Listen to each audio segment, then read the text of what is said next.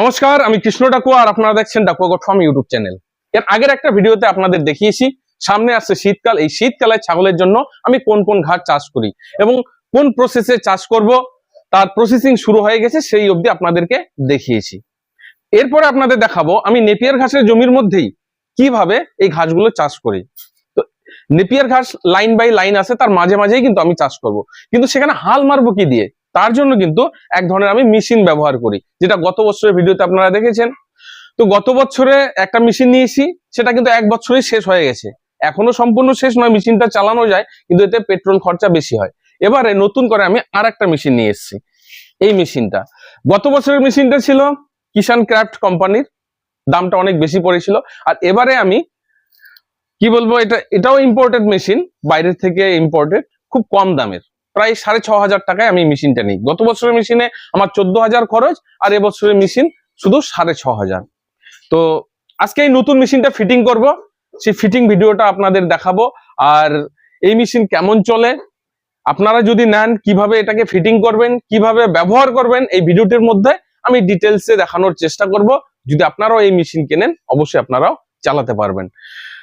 প্রিয় দর্শক বন্ধুরা, সম্পূর্ণ ভিডিওটি দেখার পর ভিডিওতে দেওয়া তথ্য যদি আপনাদের ভালো লাগে, ভিডিওতে একটা লাইক করতে ভুলবেন না। সঙ্গে ভিডিওটিকে বেশি বেশি করে শেয়ার করে দিয়ে সমস্ত নতুন নতুন খামারি উদ্যোক্তা বন্ধুদের দেখার সুযোগ করে দেবেন। আর যে সকল দর্শক আমার চ্যানেলে নতুন, যদি ছাগল পালন এছাড়াও ছাগল পালন সম্বন্ধিত সমস্ত রকমের গুরুত্বপূর্ণ ভিডিওগুলি দেখতে চান, চ্যানেলটিকে সাবস্ক্রাইব করে বেল আইকনটিকে দাবিয়ে রাখবেন। চলুন তাহলে এবারে শুরু করে দেওয়া যাক আজকের এই ভিডিওটি। ডাকুয়াগোটফার্ম ইউটিউব চ্যানেলে সমস্ত দর্শকদের জানাই স্বাগতম। বেকারত্ব দূরীকরণে আধুনিক কৃষি ও পশুপালন আলোচ্য বিষয়। পশুদের বিভিন্ন রকম রোগ, চিকিৎসা ও মেডিসিন, হোমিওপ্যাথিক, আয়ুর্বেদিক এবং অ্যালোপ্যাথিক। প্রিয় দর্শক বন্ধুরা, তো চলুন, এই যে আমার পুরানা ব্রাশ কাটার কিষান ক্রাফটের, এটা হচ্ছে কিষান ক্রাফটের। তো এবারে যে মেশিনটা নিয়েছি, এই যে মেশিনটা, এবারে কিন্তু ওই যে ফালটা আর দ্বিতীয়বার কিনিনি, কারণ ফালের অনেক দাম, প্রায় 5,000 টাকা দাম। তো মেশিনটা আমি অনলাইনেই অর্ডার করে নিয়ে এসেছি, আর আগের মেশিনটা নেওয়া হয়েছে দোকান থেকে। এবারে এই যে মেশিনটা নিয়েছি, স্পেয়ার মেশিনটার নাম। তো এগুলো ইম্পোর্টেড মেশিন, বিদেশ থেকে আসে, এখানে এসে সেটিং হয়। তো মেশিনটা আজকে ফিটিং করব। এর মধ্যে যে জিনিসগুলো দিয়েছে আপনাদের দেখাই, এগুলো তো যখন সেটিং করব বুঝতে পারবেন। হ্যান্ডেল, বেশ কয়েকটা জিনিস দিয়েছে, এটা দিয়ে ঘাস কাটা হয়। কিছু এখানে যন্ত্র দিয়েছে মেশিন ফিটিং করার জন্য। এটা হচ্ছে বেল্ট, আর আরো কিছু জিনিস দিয়েছে। এখানে ব্লেড রয়েছে, দুখানা ব্লেড। এই যে একটা ব্লেড, এটা দিয়ে ধান ফান কাটা যাবে। আর একটা ব্লেড আছে যেটা দিয়ে শক্তপোক্ত ঘাস কাটা। এই যে ব্লেড, এটা দিয়ে শক্তপোক্ত ঘাস কাটা যাবে। তো চলুন এবারে সেটিং করা যাক। এই যে দেখুন, মেশিনটাকে ফিটিং করার জন্য একটা গাইড বুক দিয়েছে। এই মেশিনটা হচ্ছে 2 স্ট্রোক, এটা 52 সিসি মেশিন। তো 4 স্ট্রোক মেশিন পাওয়া যায়। 2 স্ট্রোক কথার অর্থ, এই মেশিনে আমাদের যে পেট্রোলটা দিতে হচ্ছে, পেট্রোলের মধ্যে কিন্তু আলাদা করে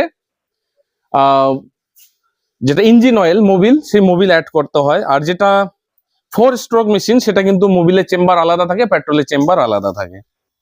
তো এটা 2 স্ট্রোক মেশিন। তো এই গাইড বুক দেখেই কিন্তু মেশিনটা ফিটিং করতে পারবেন। এখানে ডিটেলসে দেওয়া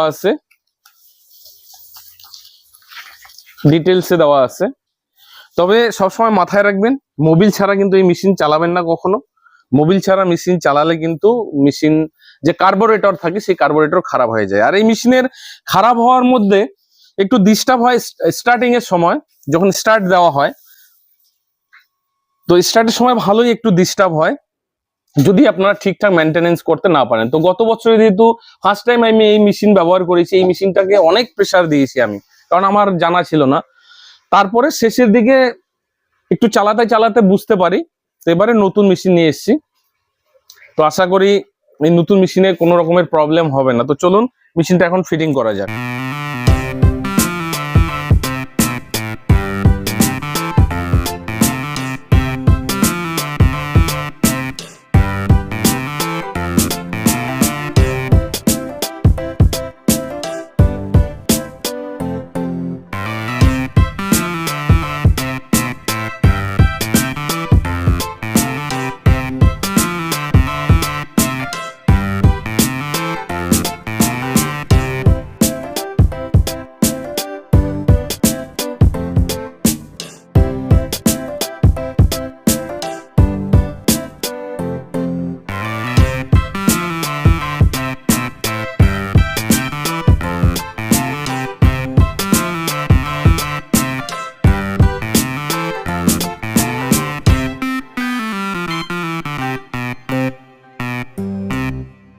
এই অবধি আমাদের ফিটিং হয়ে গেল। ফিটিং করার তেমন কিছুই না, হ্যান্ডেল দুটো লাগানো হলো, এর বেল্ট পরিয়ে দেওয়া হলো। এবারে এই যে মাথাটা এখান থেকে খুলে নিলাম, কারণ এটা খুলে নেওয়ার উদ্দেশ্য হচ্ছে আমরা এখন এখানে এই যে ফালটা চড়িয়ে দেবো। তো আগের মেশিনের ফালটাই আমরা ব্যবহার করব। তো এই ফালটা এখন খুলে আমরা এখানে ফিটিং করব। তো চলুন ফালটা খুলে নেওয়া যাক।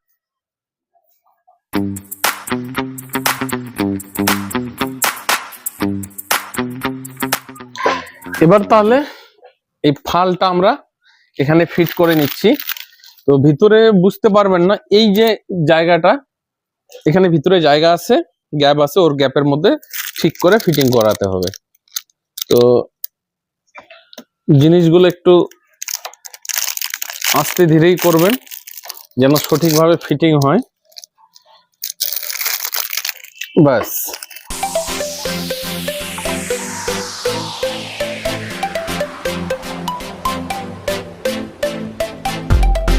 এখন এইটা লাগাবো। এটা হচ্ছে গার্ড একটা, যখন হাল মারা হয় তো মাটিটা ছিটকে আসে বলে এটা একটা গার্ড দেওয়া আছে, এই গার্ডের মধ্যে আটকাবে।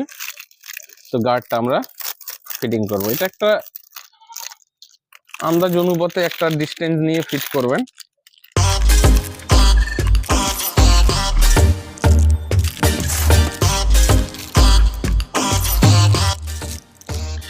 আমাদের মেশিন ফুল ফিটিং হয়ে গেল। তো এখন আমরা একে ট্রাই করব ঠিকঠাক স্টার্ট নিচ্ছে কিনা, ঠিকঠাক এই ফাল ঘুরছে কিনা, এখন আমরা ট্রাই করব। তো আগের দিনই আমরা কি করেছি, আগেই পেট্রোল ভরে রেখেছি, 1/2 লিটার পেট্রোল ভরানো আছে। এবারে আমরা করব কি 20 ml মতো মোবিলটা দিয়ে দেবো, যেহেতু এর আগের দিন আমরা মোবিল দেইনি। তার আগে একটা জিনিস দেখাতে চাই, এই যে মেশিনটা দেখুন এখানে লেখাই আছে স্পেয়ার, মেশিনের নাম SP 52 সিসি। তো এইটা মডেলটা 52 সিসির রয়েছে। তো এই 52 সিসির মধ্যেই কিন্তু আমাদের লিটারে 40 ml অনুপাতে আমাদের মোবিল দিতে হয়। তো মোবিল যখন দেবেন হার্ড মোবিল নয়, একদম যেটা পাতলা মোবিল বলতে দেখুন 10W30। তো দেখবেন 2040 2030 অনেক ধরনের মোবিল হয়, তো এটা 10W30 এই মোবিলটা দেবেন। বেশি হার্ড মোবিল দেবেন না, না হলে কিন্তু ইঞ্জিনের ক্ষতি হয়ে যাবে। মোবিলটা ঢেলে দিচ্ছি।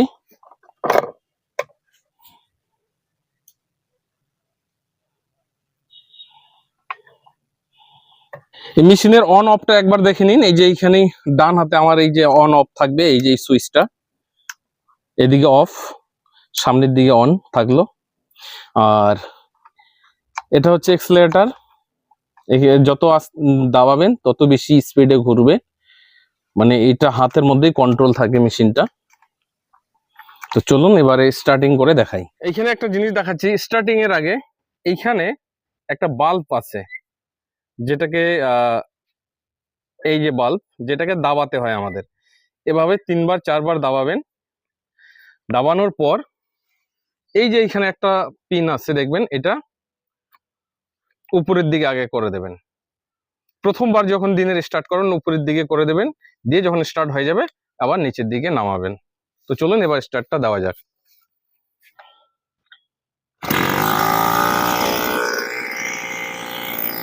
চালাও।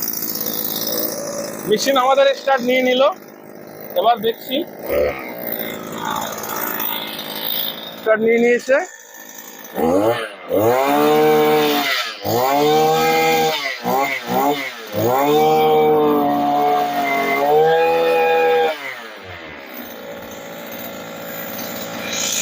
এক্সেলেটর দাবালেই ফালটা কিন্তু ঘুরে যাচ্ছে।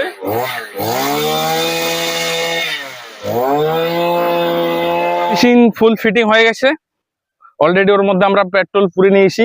তো এই জমিটাতেই গত বছর আমি চাষ করেছি। দেখুন আমার নেপিয়ার তো নেপিয়ারের মতো রয়েছে, মাঝখানে যে গ্যাপগুলো সেই গ্যাপগুলোকে চাষ করার জন্য এই ব্রাশ কাটার নেওয়া। তো মেশিনটা এখন স্টার্ট করব। তো স্টার্টিং এ তো আমি প্রথমেই দেখেছি মেশিনটা খুব ইজি স্টার্ট নিচ্ছে। দেখুন এক টানেই স্টার্ট নিয়ে নিল।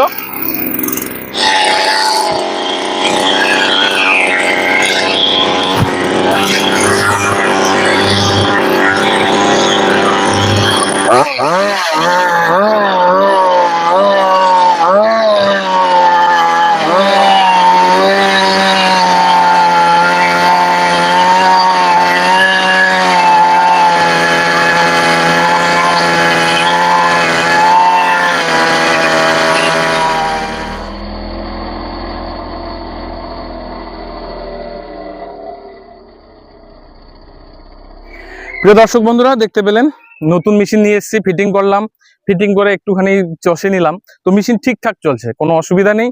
তো এখন দেখতে হবে পেট্রোলটা কেমন খাচ্ছে, তো সেটা এই মুহূর্তে বলতে পারবো না, হয়তো দুদিন পরে আমি এর আপডেট দিতে পারবো। তো যাই হোক বন্ধুরা, ভিডিওটিকে আর বাড়িয়ে নিচ্ছি না, তো আমি কাজ শুরু করে দিই। 2-3 দিনের মধ্যে যেহেতু ঘাস বুনতে হবে, সময় পার হয়ে গেল, মাঝখানে বৃষ্টির জন্য একটু দেরি হয়ে গেল।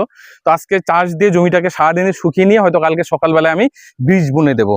তো কেমন লাগলো ভিডিওটি অবশ্যই কমেন্ট বক্সে কমেন্ট করে জানাবেন। যদি আরো কোনো বিষয়ের উপর ভিডিও দেখতে চান সেটাও কমেন্টে লিখবেন, আমি চেষ্টা করব সেই কমেন্টের উপর নির্ভর করে ভিডিও বানানোর জন্য।